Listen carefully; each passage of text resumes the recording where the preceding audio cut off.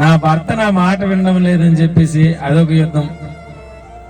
నా పిల్లలు ప్రయోజకులు అవుతారో అవరు అని అదొక యుద్ధం. మేస్త్రి దగ్గర డబ్బులు తీసుకున్నాం అడ్వాన్స్, ఈ 2 నెలల్లో తీర్చేస్తామో తీర్చలేమో అని అదొక యుద్ధం.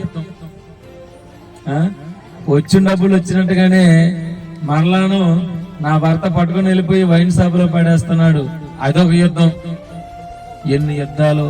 పిల్లలు తీసుకొని వచ్చేసాము, పిల్లల చదువులు 2 నెలలు పాడైపోతున్నాయి, అదొక యుద్ధం. అయితే ఇన్ని యుద్ధాలు అయినప్పుడు కూడా మనిషి ఏం చేస్తున్నాడు తెలుసా?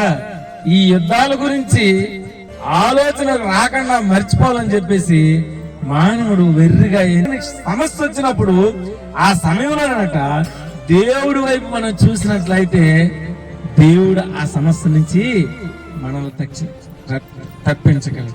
ఎందుకంటే ఆయన అంటాడు, మిమ్మల్ని రక్షింపనేరకున్నట్లు నా చెయ్యి కొరచకాలేదు.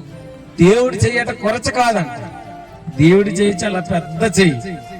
ఆయనట మన సమస్య యేసుక్రీస్తు నామములో అడిగి వేడుకుంటున్నాం తండ్రి, ఆమేన్.